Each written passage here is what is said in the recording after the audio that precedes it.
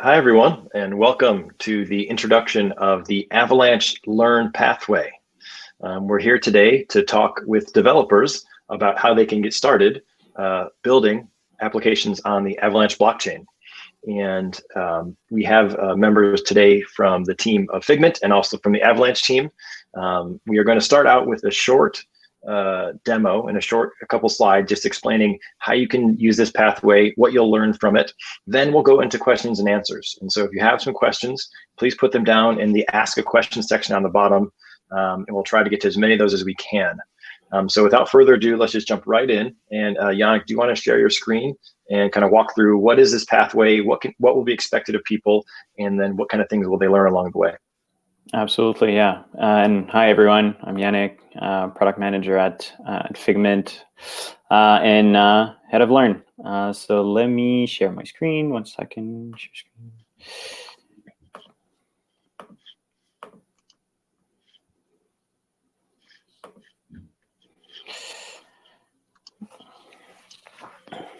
Okay, I see it loading up now. Yep, go ahead.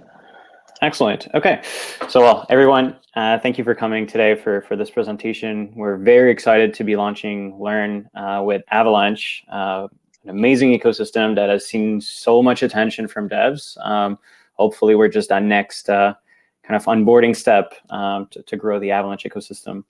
So let me introduce Learn quickly now we got here. So as some of you might know, Figment initially is a professional validator running nodes on over 30 networks.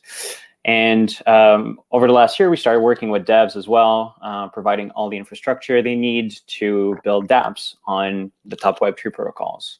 And we realized that those devs were running into the same issues all over again.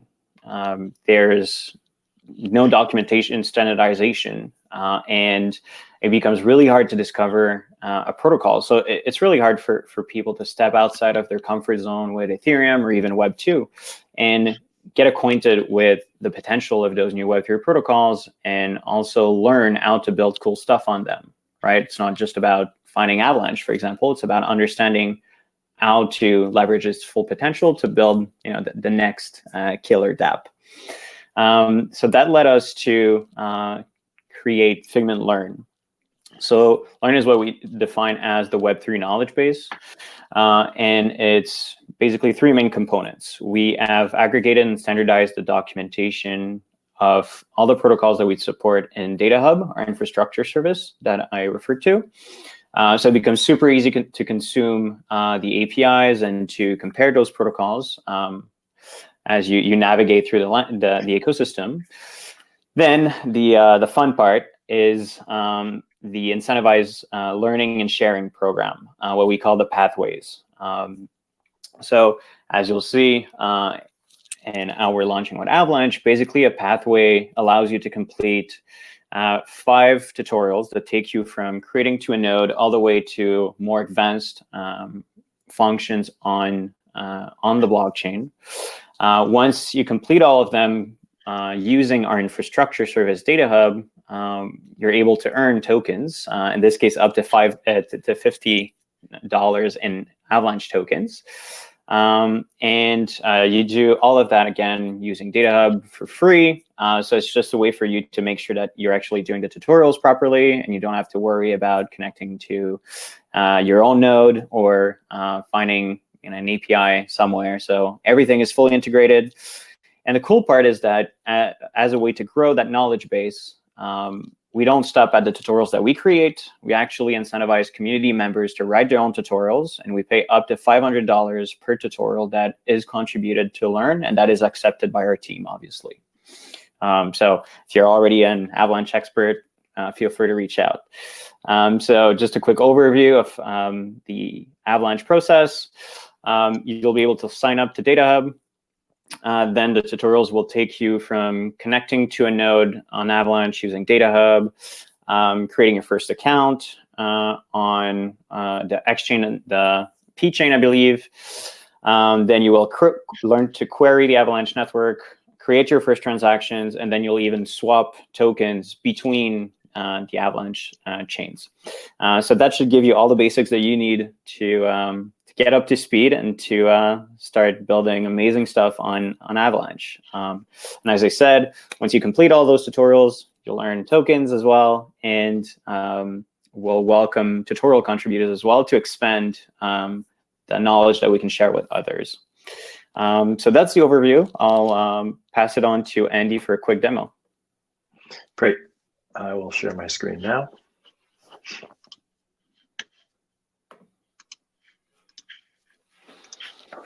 Okay, can you see it? Yep, you're good. Okay, great. So we are going to be kicking off the pathway very soon. We're still preparing it, so it's just about ready. But when it's ready, you'll be able to find it here on learn.figment.io. This is the website here, and on the left-hand side, you can go to Avalanche, and you'll see a new section here called Pathway. What you'll see there is, just as Yannick mentioned, there'll be a series of 5 tutorials. Here's what it looks like, going through everything that he mentioned, connecting to a node, creating an account, doing transactions, doing cross-chain token transfers.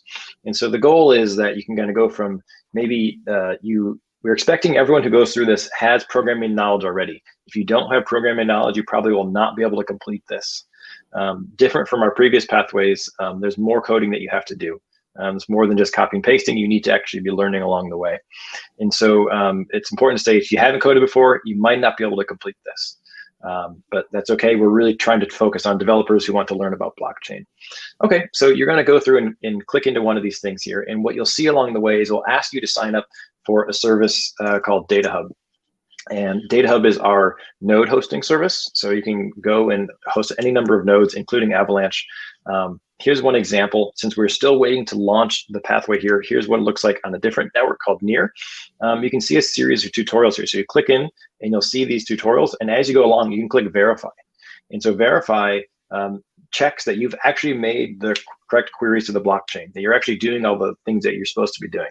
So if you've ever done like test-driven development, this is kind of like that. You know, you do some coding and then you check it. You do some coding and you check it. So all you'll do is you'll just go ahead and click Verify, and it will say, oops, something went wrong. You haven't actually submitted the correct thing yet. And then once you have submitted it, you can go forward to the next step.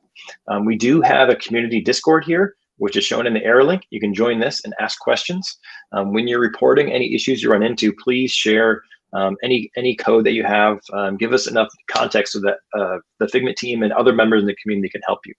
But that's the basic overview. Is you're just going to go in and click Verify, and then if something's an issue, hopefully they'll give you an error, and then you kind of keep coding along the way. And if you really get stuck, you can jump into our Discord and learn more there.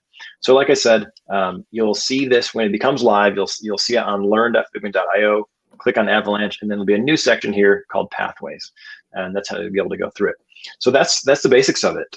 As Yannick said, you'll go from not having ever really connected to a node before all the way to submitting cross-chain token transfers. So it's pretty fun. There's a lot to do. You can do some coding along the way, and you'll get feedback both from our automated system and from our community. So that's a quick overview. So the next thing we're going to jump into is a bit of Q&A with the team. So I'm going to invite up Jay from the Avalanche team. And while I'm doing that, Yannick, you already introduced yourself. Jovica, do you want to quickly introduce yourself while I'm bringing Jay up? Yep. So I'm Jovica. I'm a developer evangelist at Avalanche, and my role is to help you guys build on Avalanche. So hopefully I can do my part so you can do yours. Okay, great. I'm looking for Jay. I don't see him in the crowdcast. Yannick, do you see him, or Jovica, do you see him in there? I'm looking for, I'm searching Jay. I don't see him.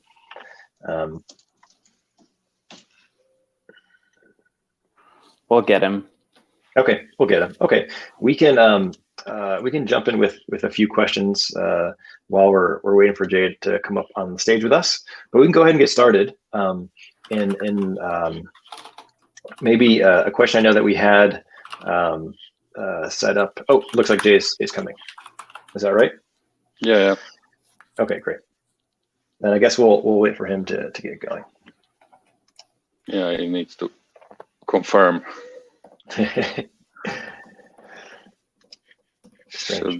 Should be in any second. Okay. There he is. I'll take a crack at questions in the meantime on the Q&A. Yeah, it looks like he's accepted and connecting. And then we'll have him up here and we can kick things off.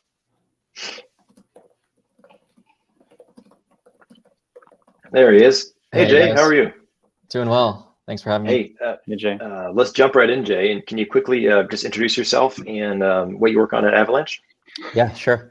My name is Jay Kurahashi Sofue, and I'm the VP of Marketing at Avalanche. The primary thing that we've been working on the last year or so is just scaling up the team to make sure that Avalanche goes far and wide.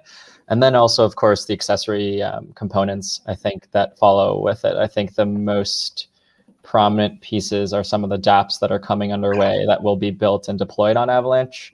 None of which I can say publicly right now, but I think people should stay tuned for those. Yep. Okay, great.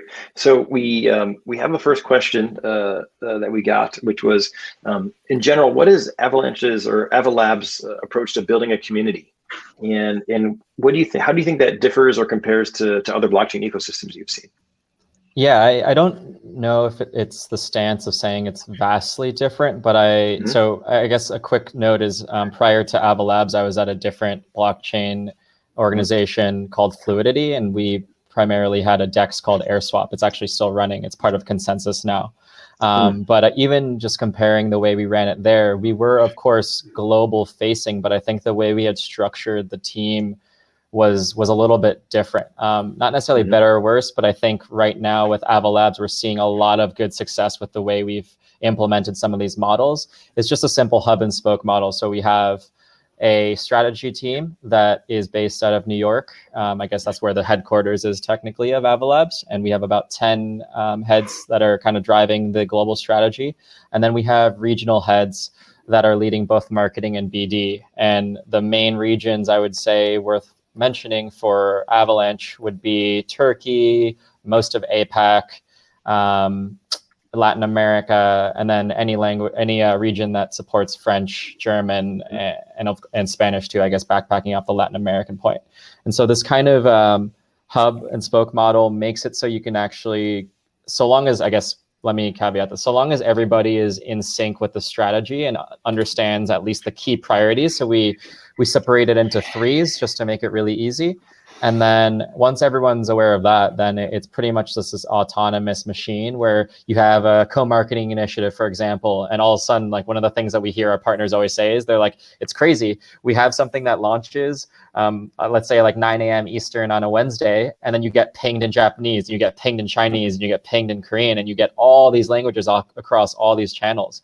And so that's kind of the way we structured the baseline layer. Now, I think the phase 2 section is really now tapping into those local markets, because I think we've made it fairly one way where we're like, okay, how can we disseminate the global strategy outwards? But now we also want to take it in the opposite direction. What are the local markets demanding? A perfect example is with China, like the core strategy team in the New York office certainly doesn't know China in and out, but our China lead, Wilson Wu, knows it in and out and understands how to navigate that space, especially within the lens of blockchain.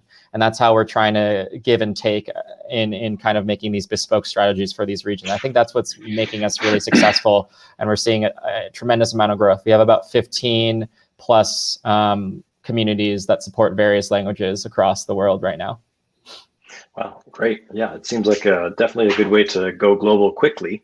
And that makes sense from a community perspective. And let's shift over to sort of the developer perspective. And maybe Yovica, this is one for you, which is, how would you give the pitch to someone interested in Avalanche today? Let's say they're already a little bit familiar with blockchain and maybe have tried something else before. How would you give the pitch for Avalanche, and what sort of things make it unique or special? Well, the headline features would be second level finality, high throughput, and Ethereum compatibility. But what actually makes Avalanche special is the consensus algorithm, because that's the big difference between Avalanche and all the other projects. Up until 2 years ago, there were basically a classical consensus algorithm where everyone asks everyone, and which is cool, but you fail after about 50 people that you need to coordinate with. Then there's the Nakamoto consensus, which was revolutionary its own way. but it also has a lot of practical problems. And then there's the Avalanche consensus, which came out in 2018, and which represents a brand new way of making a very fast consensus between a vast number of independent players that you don't have to coordinate with ahead of time, which is something that we believe if Avalanche or any blockchain project is to work on a world level, it needs to bring that to the table. So basically, that's why Avalanche is here. Got it. Thanks for that. And so, in the developer tooling, what would the experience be like if you want to go and create something on Avalanche? Let's say you want to go and you've done some Solidity work before. What would the sort of stack be required to get started as an Avalanche developer? Well, one of the major selling points for Avalanche when speaking to developers is if you have Ethereum experience, you basically hit the ground running, because we support on our C chain, which is our contract chain, which runs Ethereum virtual machine, so it runs Solidity. So basically, you get all the tools that you're already used to. You can use MetaMask, you can use Remix, you can use Truffle, Hardhat, basically anything that you already are familiar with. So that's kind of a big selling point for the developers. Easy onboarding. Yeah. Got it. And so maybe this is a question, I don't know if Jay, you want to take this, or Jovika, this is more for you, but when you talk to people who are new to blockchain, maybe they're just a Web 2 developer, what sort of things do you talk about to sort of bring them up to speed, or tell them why they might want to build their next application on a blockchain versus just building it in a Web 2 way? Well, one of the ways that we can entice people to come over is that we offer cheap and fast transactions, which is something that most of the other established networks right now don't offer. But what we really like to offer is novel use cases, things that weren't possible before, and that is something that Avalanche is looking to enable with the advent of heterogeneous networks with multiple subnets that each can be tailored to specific use case using its own virtual machine that is specific to their own use case. So that enables novel financial use cases like ILOs or initial subnet offerings and things like that. Something that is coming down the line. So basically, right now you come because you can use your already knowledge that you already have, but we expect that you will stay because of all the other things that we bring to the table that weren't already there. Okay. And I think quickly to add to that too, maybe it's not so much from my perspective trying to convey Web3 over Web2, but one of our strategies, at least on the communications and marketing side, is really emulating that Web2 experience. Web2 has clearly come a long way because of all of the support that it has kind of accumulated over time.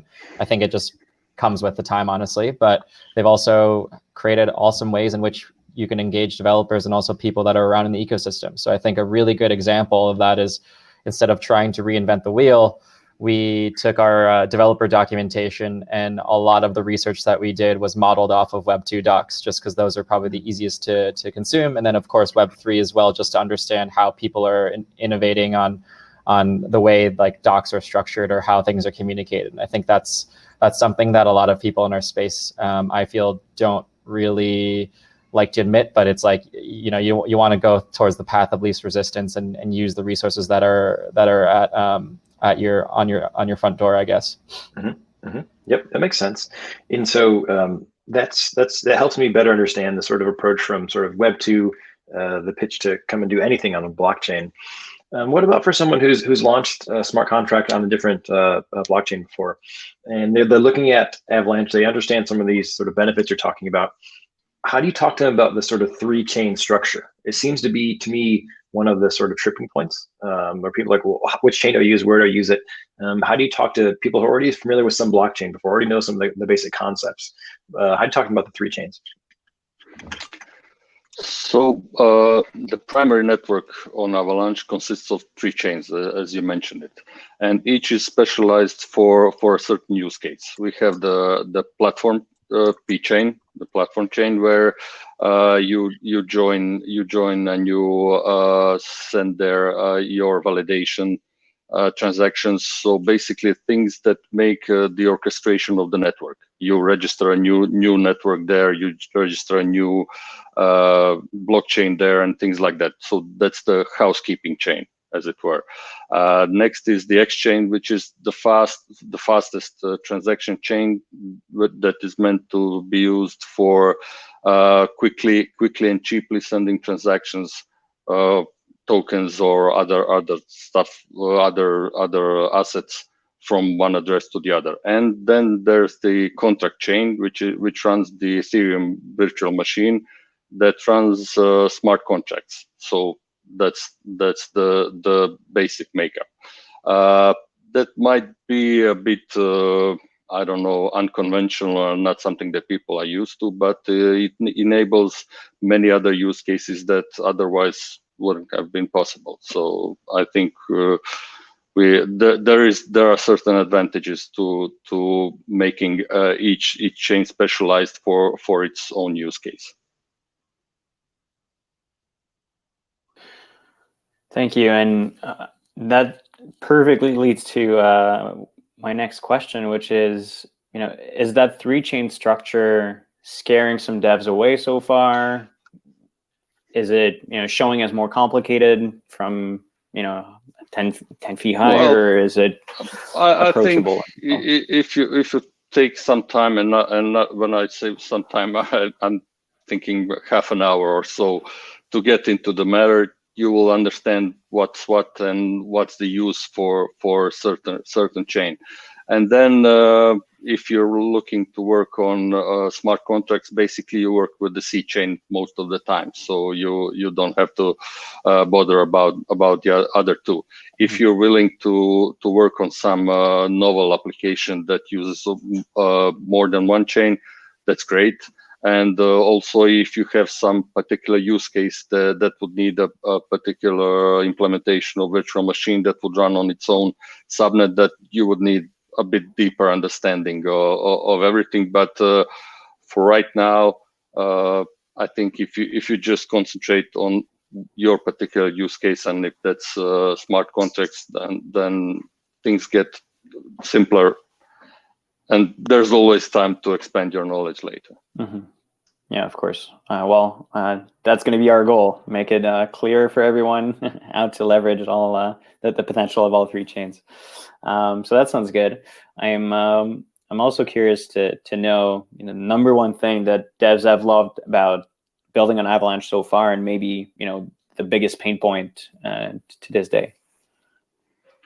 Well, the number one thing is everyone's usually surprised at how fast the transactions are finalized, how fast they work. So coming from Ethereum, where you send a transaction and it sits in the mempool and then gets accepted, and then you have to wait until it's finalized, or I don't know, on Bitcoin, where you have to wait an hour if it's any substantial transaction.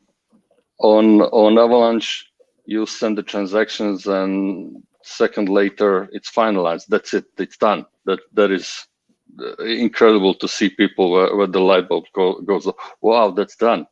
That's basically one of the greatest thing to watch. And the main pain point, I would say, is we're in the early days. So although we do support most of the tooling, there are still rough edges. There are things in our system that are not 100% sanded off. So you can expect to bleed from time to time. But we're working on it, and hopefully with time, I think.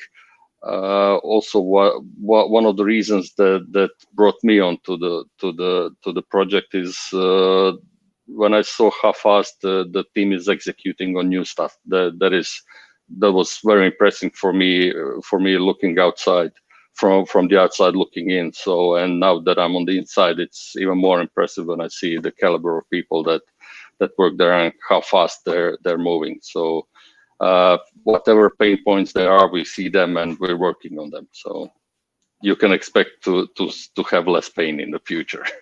Perfect. So I got one for Jay. I'm curious. I don't know if anybody has seen your Discord, but your announcement channel is something to behold. I think you have a new partner every day. Yeah. So what's been the strategy there? How have you sold the vision of Avalanche versus other competitors? Maybe aside from just the tech side, how are you doing it? Yeah, I think what Jovica was saying about the aggressiveness of the team is definitely something to kind of shine in my response here. Like I know mainnet was in September, and since then we've been like more than heads down. And even before that, I think so. I joined the team, the Avalabs team, in May, so almost a year now.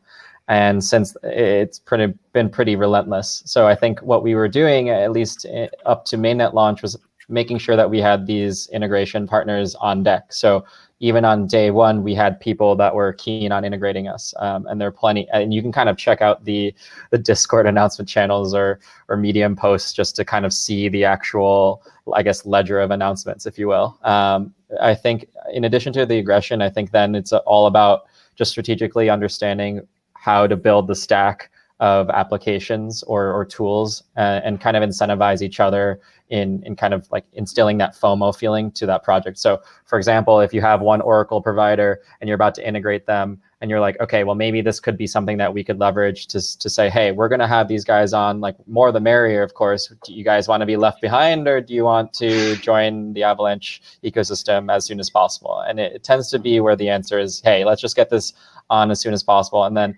of course, if you're coming from the Ethereum landscape or the Solidity landscape, you go, hey, it's EVM compatible. So you don't actually have to learn a new programming language. You don't have to set up new tools. You can just use the same stack that you would be using. And that actually tends to be the thing that like pushes people over. And from there, it's just, I think a lot of the credit goes to the BD team. The BD team has just been aggressively chasing those deals.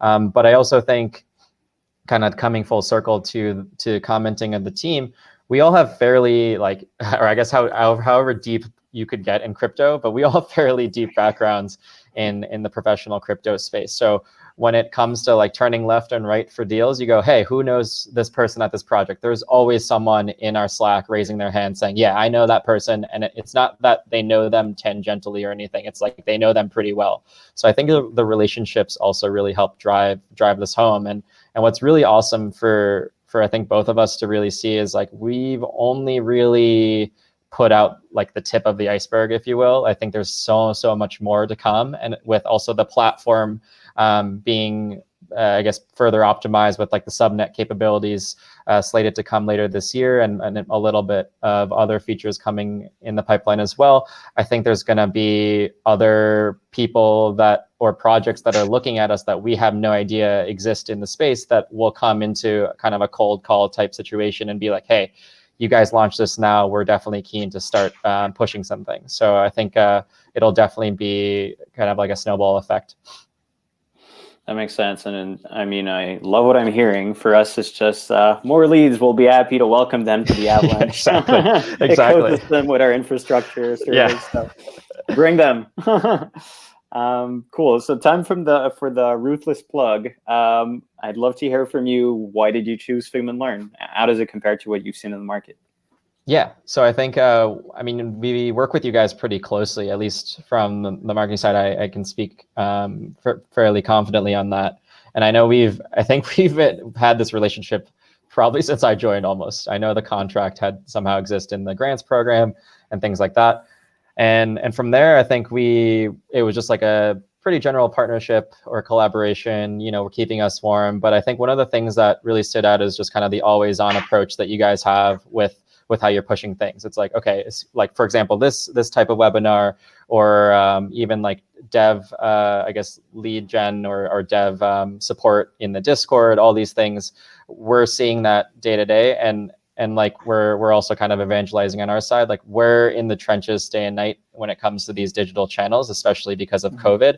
And so we can also empathize with the effort that you guys put out there as well. And then I think the final piece is we've also seen the evolution of your guys' platform. The platform has come a long way, which is really nice to see. And so there's always this kind of, I guess, optimism of this progression that continues beyond even today. And so I think we're keen on just staying like long-term partners. I think if you guys grow, we grow, and then vice versa is true. So it just seems like a really perfect situation here. Yeah, we do like the win-wins. Cool. So maybe before I hand it off to Andy to get into nitty-gritty, what would be the top 3 things you'd like to see built on Avalanche? What should we focus the community on to get started? Yeah, that's a good question. I don't know, like maybe I can add one thought. I think to capture some of the mainstream conversation a little bit around NFTs, we have been trying to capture that as much as possible, even way before kind of this mania started. But I think that signal helps us kind of ramp up efforts a little bit more. But we've partnered with a NFT studio called Polyant Labs, and their main, they have Polyant games and they have Polyant decks, all these kind of Polyant branded applications. Their with Craig Russo, I think. Yeah, exactly, Craig. Yeah, and so their intention is basically to again bring NFTs to the masses, and it seems like that's already happening. But also making sure that there's advanced infrastructure that exists so people can seamlessly interact with them, use them, trade them, etc. And so that's kind of the first step forward. Hopefully that's, and actually not too sure on the public timing, but that is supposed to come soon. And otherwise, I think another thing is like, all right, well, we have potential trading capabilities. We also have origination and minting capabilities. What else can we have? I know one like very surface layer idea that I've seen, and maybe it's a little bit more developed than my knowledge is, but you can potentially use NFTs as collaterals for lending. That would be a very interesting application. Of course, there's also more advanced use cases there. So maybe kind of this cross pollination of like a DeFi NFT application would be interesting. And perhaps there's something even beyond those bounds. So I think that's kind of one piece I would mention. I don't know, Jovica, if you have other thoughts on your side. Yeah, but what I think would be interesting to see is gaming on Avalanche, using Avalanche as a settlement layer for example, real-time strategies and things like that. So where you have resources and things like that, where you have I don't know, players trading, you can make all of those as native assets on the network, and then everything can be publicly seen, or you can have public dashboards with the top players and things like that. That kind of thing could be interesting to see. Let's try to find a metaverse to bring onto Avalanche. Yeah, exactly. I'm in. I think I guess one other thought that I have, this is kind of more of a random thought, but what's really cool about like having a instant finality and kind of high transaction throughput on Avalanche is there's other things that were attempted on other platforms, like, or solutions that were attempted on other platforms but simply couldn't scale. So I know one project, I think in Ethereum, maybe Sablier, and they create real-time payments. Real-time payments, if you have to make on-chain transactions real-time and gas costs are astronomically high, makes absolutely no sense. You would be eating into whatever invoice or whatever you're trying to receive or send, right? And so I think these types of interactions where you need always-on interactions on chain can be interesting. So I think real-time payments is one, or I guess like perpetual payments, I guess is a better way to phrase it. And then there's probably other use cases very similar to that. Got it. Well, thanks for answering that question, Jovika. That was one someone asked. The way they phrased it was kind of funny. In the Q&A, they put, "Is building video games on Avalanche feasible? Centralized servers can't be the pinnacle of gaming, right?" And so I think you just addressed that. Yeah. So we're definitely excited to see that. Yannick is probably the biggest gamer at Figment, so he's probably waiting for these games to launch on Avalanche soon. I do have issues. Okay, let's dive in to some of these questions. So we've been going through and answering some of them in text, and then we click submit and done. So if you look in answered, some we've answered in text already, and some we'll sort of address on screen if it makes sense. There is a question here, a pretty technical question from Erwin. It says, from what I understand, the Avalanche consensus is running only on X chain, while Snowman is running on P chain and C chain. Can you explain the difference? Can you use Avalanche consensus only on DAG-based chains? Yeah, so basically all three chains use the same consensus. The only difference is that on X chain, block or a vertex, as it's called there, can have multiple parents and multiple children. On P and C chain, there can be only one parent and one child to each block. So P chain and C chain are ordered, while on X chain, ordering is not always available. But they all use the same consensus mechanism and the same voting between the nodes participating in the consensus. So just that one tiny difference. Mm-hmm. And that difference enables the exchange to be extremely fast, because you can have multiple chains of transactions going in parallel. So that's the reason why there is a DAG on the exchange. Mm-hmm. Okay, great. There's a lot of questions we've received about the token, and we're not really going to talk about the token or the prices, but there's one that is relevant to developers, and it's which of the three networks will the token be on? Maybe this is an obvious question, but it's one that I've received a few times. Just as you're thinking about, because one of the things you do in the tutorial in the pathway is actually transfer the token. So can you just describe quickly about, from a developer perspective, how to think about the token in the three main networks? The Avalanche token, the AVAX, is Avalanche native asset, and you can create as many Avalanche native assets as you can. Only one is used for payments of the fees and gas, and that is the Avalanche token. And you can transfer the tokens between chains. Every token that is created, every asset that is created is equal. So you can transfer all of them between the chains.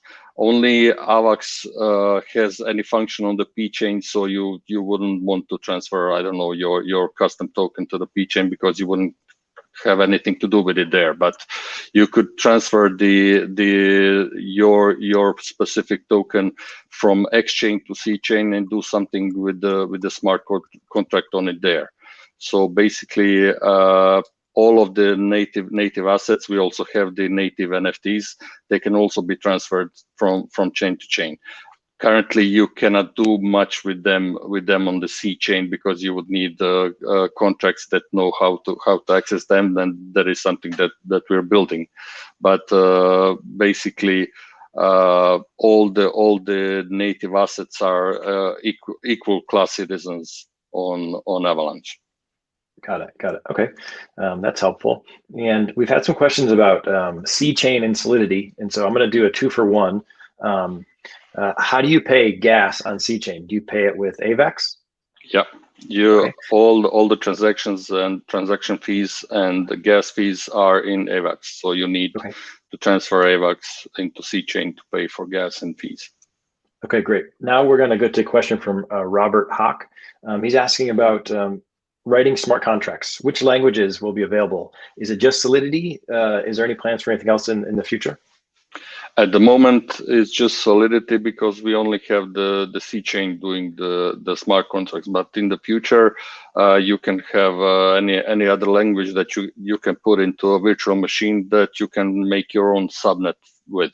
So you could have, I don't know, WebAssembly or some other languages that you would need to, JavaScript, God forbid, to write smart contracts in. But right now, it's only Solidity.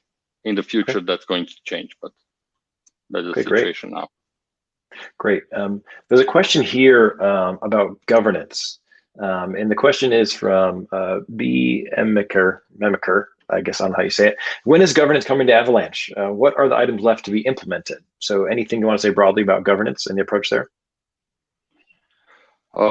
Governance is something on the to-do list right now, and currently we're in the process of implementing governance for the dynamic gas prices. That is going to be the first governance piece that's going to come out later. Also the minimum and maximum amount of stake that you need to have to be a validator is probably going to be subject to governance, but that is down the line.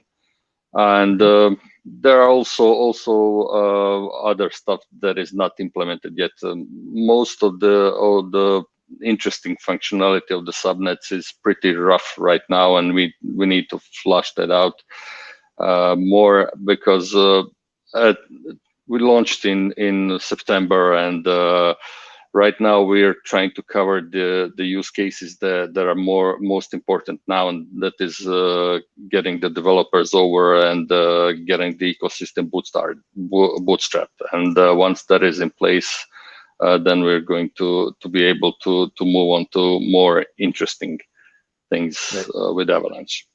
Okay, I don't know, Jay, if you have any other. No, that was pretty much the response. Okay. I don't want to keep saying soon, TM, you know. All right, Jay, while we've got you, there's a question here about how does Avalabs decide when to partner with someone versus, create an application internally? And the example in the question here from Ishan is, you recently partnered with Injective Protocol. Do you ever plan to launch your own derivatives? And maybe generally, how do you think about partnering versus building internally? Yeah, I would say the primary focus, again, kind of backpacking off something I said earlier, for probably the foreseeable, I think the remainder of the year, honestly, or however long it takes, but is to make sure that the platform is fully operational and just optimized, I guess is a better way to put it. The optimization points are really important, because as activity starts coming on chain, especially from smart contract-based applications, you're going to have much more load. And you're going to want to make sure that the platform can process those efficiently. I think because of the heads down focus on the optimizations, a lot of our attention isn't really diverted elsewhere. I think the only way this would change is if we, expand upon our headcount and we have dedicated people. So I know actually in terms of our hiring strategy, we are trying to hire more dApp developers, contract engineers, Solidity engineers, things like that. So actually, if there's anyone on this call that's interested in doing a career switch or joining Avalabs, feel free to check out the careers page on the Avalabs website. And there's plenty of listings there. I think that's honestly how we prioritize. So basically, the long and short of it is resource allocation. But we do have we do have a focus on dApps still. It's just not quite as large as people would probably expect. Great. Okay, yeah, there's a bunch of questions here, and I know that we're sort of coming towards getting towards the end of our time together. So I'm going to get through a couple more, and we're probably not going to be able to get to them all, because there's a lot of good questions in here. And maybe one question to answer at a high level is, there's a question here generally about CryptoKitties from Diane Tran, and asking about network congestion. And so how do you think network will or will not get congested, or how do you think things will scale, and how will you know that it's working, or what are the signs slowing down? What's the approach to congestion in general? Well, the basic approach to congestion is once we have the subnet functionality in place, then basically for every major application that you have, you can spin up your own subnet and have the whole full speed of the protocol at your disposal. So basically, that will be the case. Also, parallel to that, we are working internally on making our EVM much more performant and having because right now we're nowhere near the top range of possibilities that we have, but we have to prepare for the world where the usage is 10x, 100x, 1000x. So we're one eye into the future, looking down the line to enable us to scale much more from the point that we already are, which is at this point so much ahead of, for example, Ethereum, that we do not have any immediate problems. But if we get to where we want to be, we're going to have problems. So we're going to have to solve them. Great. Well, thanks for that. Let me see if I can pick out a couple more. If there's any more in here that could be good. There was a question, I don't know if we want to talk to this or not, from Simon about when will Apricot update be released? As soon as it's ready. There you go. But yeah, internally we're working on it. We were right now we were more concerned with the stability and building out the base of the system, but there are critical features in Apricot that we want to see out, so we're working on it. Got it. Soon. Okay. All right. This will be the last question we'll take, and then we'll sort of move to sort of closing thoughts. It's related to Apricot, but also there's a couple questions about gas. And so the C-chain gas price requirement, I think someone's alluding here, Brandon's alluding to it being 470. Is there any plan to change that or reduce that, or thoughts on the C-chain gas price? Yeah. As I said earlier, dynamic gas prices are one of the things that is actively being worked upon, and it will be released soon. So we are the initial gas price was set when the token price was many times lower than it is now. The intention is for transactions to always be cheap. So we are working on it. Okay, great. All right. So like I said, there's a ton of questions we didn't get to today. Hopefully we can answer more of them later, but I'm going to pause on that part for now. And I always like to ask this question at the end, which is, I call it the magic wand question. And so Jay, you're first hearing about this. Jopka, you had a heads up. So if you had a magic wand and you could change anything about crypto or blockchain or anything about Avalanche, take it however you want to do it. If you had a magic wand, you could get something tomorrow, what would it be? Jopka, do you want to go first? Okay. If I could do anything, I would fast forward 5 years. because as much as it is exciting to build stuff and to make stuff happen, I want to see what it's going to look like when it's all in place and we're actually there, and all of the use cases that we envision are reality. And I think it's going to be great, and I cannot wait to get there. So fast forward, please.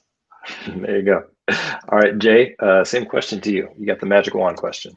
Yeah, sure. +1 on that, Jovica. I think that's definitely something that I wish it would also save us. I think a few years of our own lives a little bit, just to fast forward and miss a little bit of the stress. But I think maybe in the marketing lens, it would be really cool if there was a platform that just had a single source of truth of all the projects that existed.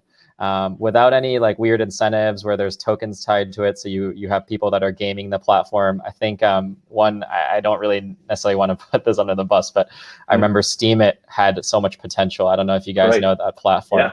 But it's Hive now, right? It's sort of reborn as Hive. Yeah. I don't even know what it is anymore, but it's basically just bounty hunters trying to game the voting mechanism, which I get. Like, who doesn't want to make money?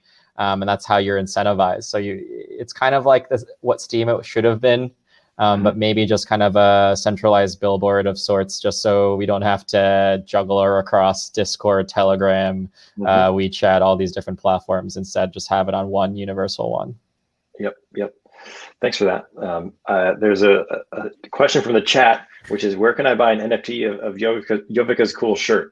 So that's an opportunity for you. Go ahead and list that as quickly as you can. Yeah, just screenshot it, mint it on the Avalanche wallet, the web wallet.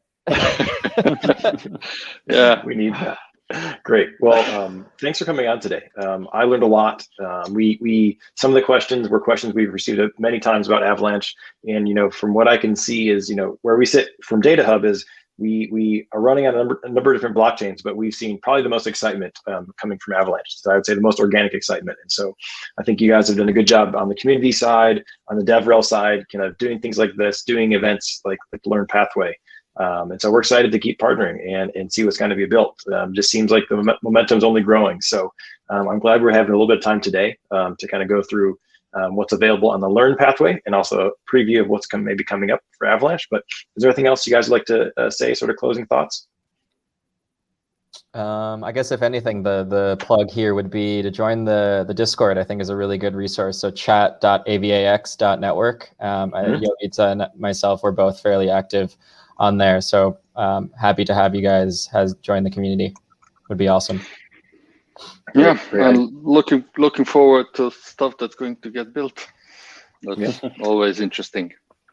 Very good. Well, I appreciate your time today, and thanks everyone for tuning in. There will be a recording of this if you want to check it out later. There are some people asking about closed captions and translations. We'll see if we can get to that, but this definitely will be on YouTube, and so we can take it from there.